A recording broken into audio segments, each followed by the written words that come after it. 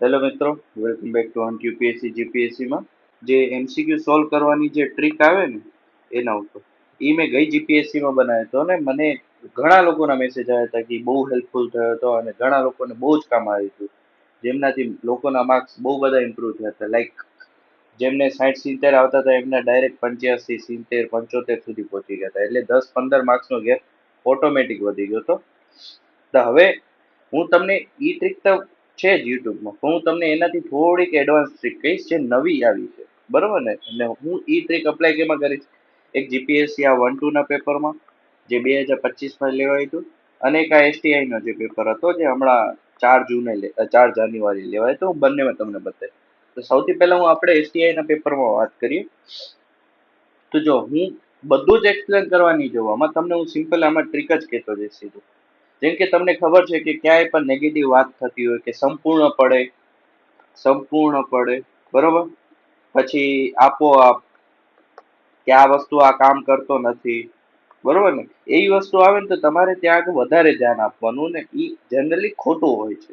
જેમ કે આ સ્ટેટમેન્ટ છે, ભાગ 3 માંથી દૂર કર્યા પછી મૂળભૂત અધિકારને સંપત્તિનો અધિકાર સંવિધાનમાંથી સંપૂર્ણપણે નાબૂદ કરવામાં આવ્યો. હવે તમને ખબર છે કે સંપત્તિનો અધિકાર છે એ સંપૂર્ણપણે નાબૂદ નથી કરવામાં આવે છે, એને ટ્રાન્સફર કરવામાં આવે છે. આજે તે કોઈ પણ કાનૂનની અમુક ક્ષમતા ધરાવતો નથી. આ કેવી એક્સ્ટ્રીમ સ્ટેટમેન્ટ થઈ ગઈ. આ તો નોર્મલી જનરલ ડાયરેક્ટ કેન્સલ જ થઈ જાય. તો તમને ખબર છે કે આ કેન્સલ થઈ ગયું ને આ બંને નહીં આવે. હવે તમે બચ્યા એક અને ડી માંથી. તો તમે આ રીતે 50-50 ઉપર તો આવી જ જાવ આરામથી. જેમ કે મિસાઇલ ટેકનોલોજીની વાત છે, આમાં એમ પૂછ્યું છે કે કયો વિધાન સાચું છે. તો આમાં આપણને ઇઝીલી ખબર પડી જશે. જો બધા નેગેટિવ સ્ટેટમેન્ટ આપણને દૂર કરવાનું. આમાં શું કરવાનું? નેગેટિવ વસ્તુ હોય ને એને આપણે ચોકડીએ મારવાની. તમે જો ભારતે ફક્ત આયાતી ઘટકોનો જ ઉપયોગ કરીને મિસાઇલ વિકસાવી છે, નેગેટિવ વાત છે. કેમ સર? ભારતનો મિસાઇલ કાર્યક્રમ સંપૂર્ણપણે ટૂંકા અંતરને વ્યૂહાત્મક સ્તરે રહે છે, એ પણ ખોટી વાત છે. છેલ્લી સ્ટેટમેન્ટ વાંચો, ભારતમાં બધી મિસાઇલ સિસ્ટમો આયાત કરે છે, બધી જ, બરોબર ને? તો આ સ્ટેટમેન્ટ પર કેવી કહેવાય? ખોટી. તો બચી એક જ જે નોર્મલ છે, બરોબર. આવી રીતે પેપરમાં છે ને, હવે તમારું છે ને નોલેજ તો કામ આવશે જ, પણ ત્યાં આગળ તમારું પ્રેઝન્સ ઓફ માઇન્ડ, બરોબર ને? તમારું માઇન્ડ કેટલું પ્રેઝન્ટ છે, તમે ત્યાં આગળ કેટલું પ્રેઝન્ટ છો, ત્યાં આગળ તમારું કોમન સેન્સ વધારે વર્ક કરશે. જ્યાં આગળ તમારું નોલેજ વર્ક ના કરે ને ત્યાં આગળ તમારે તમારું કોમન સેન્સ વાપરવાનું. જેમ કે તમે ખબર છે કે તમે સરકારી શાળામાં કે ત્યાં આગળ ભણ્યા હશો, તમને ખબર છે મધ્યાહન ભોજન મળે છે. તો ત્રીજી સ્ટેટમેન્ટ અહીંયા આગળ વાંચો, માત્ર સરકારી સહાય શાળાઓમાં ધોરણ 6 થી ધોરણ 12 સુધીના બાળકોને આવડી જાય છે. એ તમને ખબર છે કે મધ્યાહન ભોજન ક્યાં ધોરણ સુધી મળે છે? તમે ભણ્યા હશો તો તમને ખબર હોય. તો આ નોર્મલી કોમન સેન્સ થી તમે ખોટું પાડો તો આ ખોટું પડે ના ખોટું પડે, ડાયરેક્ટ આન્સર આવી જાય 1 અને 2, બરોબર ને? આવી રીતે જ છે. જેમ કે આ નોલેજ ઉપર કરાય. આ બધાને ખબર છે કે આ આવડવું જ જોઈએ. હડપ્પા સભ્યતા બધાને આવડવી જ જોઈએ. એમાં કોઈ અપવાદરૂપ છે જ નહીં કે તમને ના આવડે, બરોબર. પછી અમુક ઇકોનોમીના કોર ક્વેશ્ચન આવે ને તો તમારે એને કોન્સેપ્ટ થી સોલ્વ કરવાનો. અને જો આ પીવાયક્યુ માં આવેલા છે, પીવાયક્યુ પણ સૌથી ઇમ્પોર્ટન્ટ છે. ભલે પેપરમાં ઈ નહીં બેઠો બેઠો ક્વેશ્ચન ના આવે તો એની થીમ બહુ જ રિપીટ થાય છે. તો એ વસ્તુ ધ્યાન રાખવાની. અમુક વાર કેવું થાય, પેપરની અંદર જ પેપરમાં આન્સર આપેલા હોય છે. જેમ કે આમાં સુએઝ કેનાલ હતો, પનામા કેનાલ નો ક્વેશ્ચન છે, આમાં 2 વાર આપેલો છે. પછી બહિર્ગોળ અરીસા વિશે છે, એ પણ 2 વાર આપેલો છે. આમાં 97 નંબરનો ને 131 નંબરનો પેપર આ ક્વેશ્ચન છે, એ આમાં આપેલો છે, સેમ ટુ સેમ. તો એક ક્વેશ્ચન કરો ને તો તમને ના આવડે ને તો તમે મૂકી શકો છો ને, પાછળ આગળ જતા તમને એની આજુબાજુ ક્યાંય પણ મળતો હોય ને તો એ પણ જોઈ લેવાનું, બરોબર. પછી આવીએ ગ્રીન ક્રેડિટ ઉપર. જ્યાં આગળ મેં તમને કીધું પોઝિટિવ દેખાય ને એને તમારે સાચું જ માની લેવાનું, બરોબર. હવે અહીંયા આગળ તમે કહેશો કે આ શું કામ ખોટું પાડ્યું? હવે લાયસન્સિંગ કરવી છે ને એ કોઈ સહેલું કામ નથી, કોઈ નાનું કામ નથી કોઈને લાયસન્સ આપવું, બરોબર ને? એ બહુ મોટું કામ છે. તો એ વસ્તુ આમાં ના આવે એટલે મેં કેન્સલ માર્યું. બાકી આ 2 વસ્તુ પોઝિટિવ છે. એ તમારે પ્રેક્ટિસ સાથે સુધરશે, ઠીક છે. પછી આ ક્વેશ્ચન તો ઠીક છે કેન્સલ થઈ ગયો તો, આ કેન્સલ થઈ ગયો તો, પણ હું તમને આમાં ટ્રીક કહી દઉં કે આવા 3/2 એટલે આ 3 રો અને 2 કોલમ, આ 1 અને આ 2 કોલમ, આવા ક્વેશ્ચન આવે ને 3/2 ના, તો હંમેશા આન્સર છે ને બે વાર આવશે. એટલે આ સિંગલ વાળો આવ્યો, આ નહીં આવે, ને આ ત્રણ આન્સર વાળો આવ્યો તો આ પણ નહીં આવે. આ બે માંથી એક જ આન્સર હોઈ શકે. બરોબર ને? તો આ યાદ રાખજો એક વસ્તુ, 3/2 હોય ને તો એ બે ઓપ્શનમાં જ આન્સર હોવું જોઈએ. સમજ્યા કેવી રીતે કહેવા માંગુ છું? તો આ વસ્તુ ધ્યાન રાખવાની. પછી જ્યાં આગળ મેં કીધું સંસ્થાઓ આપે ત્યાં આગળ તમારે ખોટું પાડવાનું, ઓર્ગેનાઇઝેશન આવે તો ત્યાં આગળ તમારે ખોટી પાડવાની. પછી આ વસ્તુ છે કે આ વસ્તુ તમે ક્યાંય ખોટું ન પાડી શકો. શું વસ્તુ છે કે સ્માર્ટફોનનું જીપીએસ સિગ્નલ પ્રાપ્ત કરવામાં અથવા ચોક્કસ સ્થાન દર્શાવવામાં અવરોધ આવી શકે છે. અવરોધ આવે એટલે ક્યાંય કોઈનું ઘર ખૂણામાં હોય તો નોર્મલી અવરોધ આવી જાય છે. તો આમાં તમે કઈ કહી ન શકો કે આમાં તમે એક સ્ટેટમેન્ટ ખોટી ન કહી શકો. બરોબર ને?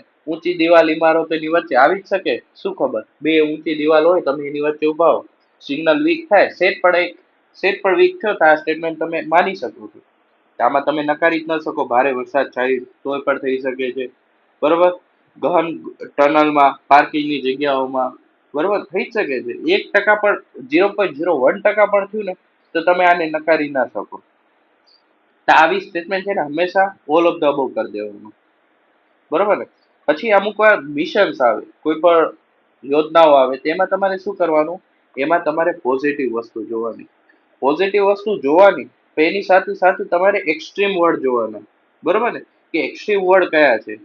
જેમ કે આમાં જો આ મિશનનો હેતુ આપ્યું છે, ગ્રામીણ ઘરને ઘરેલું નળ જોડાણ પ્રદાન કરે છે. બરોબર? ઈ તો થઈ ગયું ગ્રામીણ ઘરને. આ વસ્તુ યાદ રાખજો હું તમને જે કહું છું ને. બરોબર?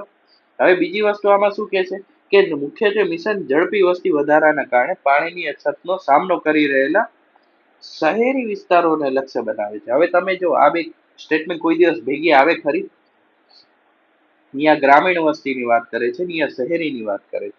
તો આ બે વસ્તુ કોઈ દિવસ ભેગી આવે જ નહીં. તો તમે સમજો કે આ અને આ બંને વસ્તુ તો અહીંયાથી ખોટી થઈ જાય. તમે આવી ગયા 50%, અહીંયા 50% ઉપર આવી ગયા. બરોબર? તો હવે તમારે નિશ્ચિત કરવાનું છે કે શું વસ્તુ છે આમાં. ઠીક છે? તમે વધારે અપ્રોપ્રિએટ જોવો તો આનો આન્સર એ જ આવે. જો ત્યાં આગળ તમે થોડું કોમન સેન્સ લગાવો તો. બરોબર? પછી વાત આવી ગઈ આગળ, જેમ કે આ વસ્તુ છે, આ કરંટ અફેરમાં હતું એટલે આ સ્વાભાવિક હતું કે આવવાનું જ છે. બધાને ખબર છે કે આ ફ્રાન્સ અને ભારત વચ્ચે સંયુક્ત રીતે શરૂ કરવામાં આવ્યું હતું. બરોબર? એનું મુખ્યાલય ભારતમાં છે, આ પણ બધાને ખબર છે. ઠીક છે? આ બે સ્ટેટમેન્ટ તો થઈ જાય. પણ આ સભ્યપદ છે ને માત્ર કર્કવૃત અને મકરવૃતની વચ્ચે સ્થિત સુધી મર્યાદિત છે. આ વસ્તુ એકદમ તદ્દન ખોટી છે.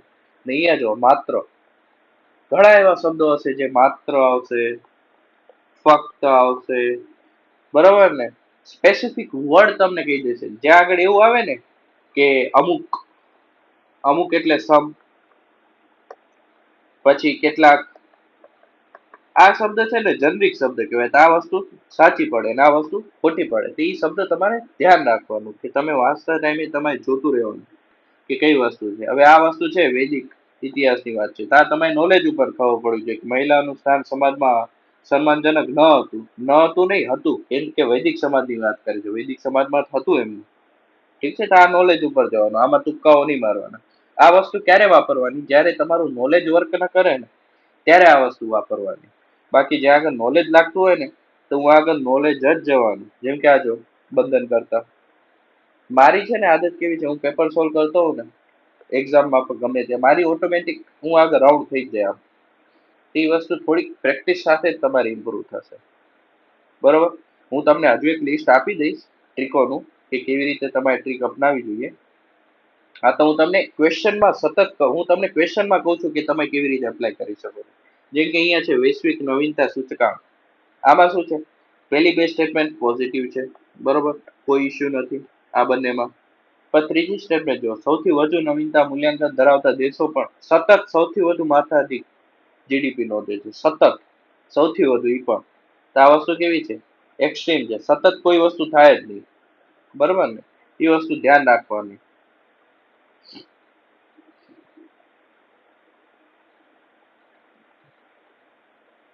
પછી આ વસ્તુ છે જો ઈઝી છે, માપદંડ છે, જોગવાઈ કરે છે, એ વસ્તુ ગોતવાની છે. ઈઝી ક્વેશ્ચન છે.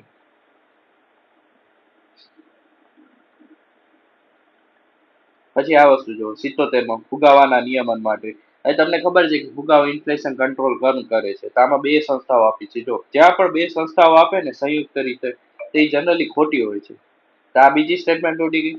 તમે અહીંયાથી બીજાને કેન્સલ કરો તો આ ઉડી ગયું, આ ઉડી ગયું. હવે તમે બચે આ બેમાંથી. હવે તમને એ ખબર પડી ગઈ કે પેલું વસ્તુ તો સાચું જ છે, તો પેલું તો સાચું જ થઈ ગયું. ત્રીજું જોવાનું છે કે નાણાકીય નીતિ સમિતિના નિર્ણયને ન્યૂનતમ સભ્યતા સંખ્યા જરૂરી છે, બરોબર. જેના નિષ્ફળ થયા પ્રયાસ આરબીઆઈ ગવર્નર સ્વતંત્ર રીતે પોલિસી દર નક્કી કરી શકે છે. આ સ્ટેટમેન્ટ કેવી છે? ખોટી છે, બરોબર ને. તો આ થોડુંક નોલેજ ઉપર આવે ને થોડુંક તમારી રીતે સમજીને કરવું પડે. તો આનો આન્સર ઓનલી 1 આવે છે. તો તમે 50-50 ઉપર આ ટ્રીકથી આવી શકો છો. જેમ કે ફટાણા છે, આ કોમન સેન્સ વાળો ક્વેશ્ચન છે. ફટાણા તમને ખબર છે કે લગ્ન સમયે ગવાતું હોય છે, મુખ્યત્વે સ્ત્રીઓ જ ગાતી હોય છે. પણ આ ત્રીજી સ્ટેટમેન્ટ જો વહેલી સવારે ગવાતું ગીત, આ તો પ્રભાતિયા કહેવાય ને, પ્રભાતિયા કહેવાય, બરોબર. જે નરસિંહ મહેતાના ઘણા બધા ફેમસ છે. તો આ ફટાણા ને કહેવાય, પ્રભાતિયા કહેવાય. ત્રીજી સ્ટેટમેન્ટ ખોટી છે, આ કોમન સેન્સ થી થઈ જાય. તો 1 અને 2 આન્સર આવી જાય. ઠીક છે. જો અહીંયા આગળ તમામ આવ્યું, બરોબર. સંપૂર્ણપણે નકારી દે છે કોઈ પણ. તો આ બે સ્ટેટમેન્ટ કેવી છે? ડાયરેક્ટ ઉડી ગઈ.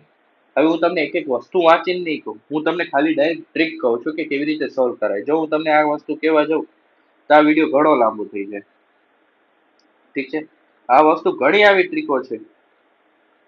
જેમ કે મેં આખું આ પીડીએફ છે ને ટ્રીક થી સોલ્વ કરેલું છે. જેમ કે અહીંયા વસ્તુ જો કૃષિ સબસિડીની વાત કરે છે. કૃષિ સબસિડી બે પ્રકારની હોય છે, પ્રત્યક્ષ અને પરોક્ષ. આ યાદ રાખજો આ વસ્તુ. પછી શું વાત કરે છે? વૈશ્વિક બજારમાં કૃષિ વધુ સ્પર્ધાત્મક બનાવવા માટે કૃષિ સબસિડી આપવામાં આવે છે. પોઝિટિવ સ્ટેટમેન્ટ છે, સારી વાત કરે છે. સ્ટાર્ટ સાચી છે, બરોબર. હવે WTO આ શું આવી ગયું? ઓર્ગેનાઇઝેશન. બંને રાષ્ટ્રોમાં ફક્ત પ્રત્યક્ષ સબસિડી રકમ પર કેટલીક મર્યાદાઓ મૂકે છે. ફક્ત પ્રત્યક્ષ. અહીંયા આગળ શું વાત કરે છે? પ્રત્યક્ષ અને પરોક્ષની વાત કરે છે. તો 1 અને 3 ક્યાંય ભેગા ના આવે. આ ઉડી ગયું, ના ઉડી ગયું.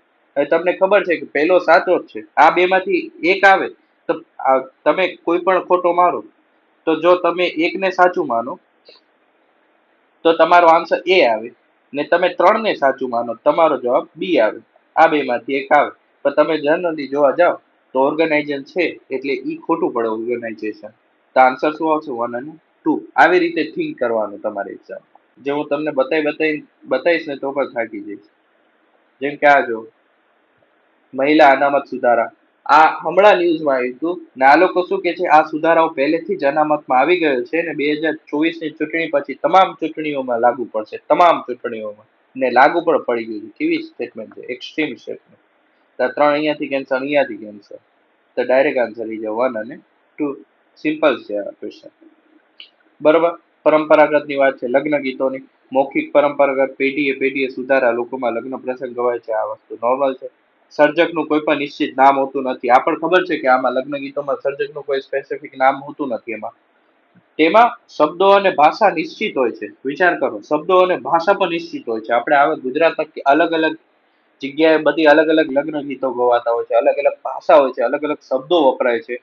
પછી જોજો, પરિવારો અને સમુદાયો પ્રમાણે બદલાઈ શકતા નથી. હવે મેં તમને હમણાં જ કીધું કે રબારીના લગ્ન રીત અલગ હોય, પછી આહિરના લગ્ન કરવાની રીત અલગ હોય, બરોબર ને. તો આ બધા લગ્ન કરવાની રીત અલગ હોય, તો આમાં શું કામ ના બદલાઈ શકે? તો આ એક્સ્ટ્રીમ સ્ટેટમેન્ટ થઈ ગયું. કોમન સેન્સ વાપરવાનું છે. ત્રીજું અહીંયા કેન્સલ મારો તો ડાયરેક્ટ આન્સર આવી જાય 1 અને 2, બરોબર.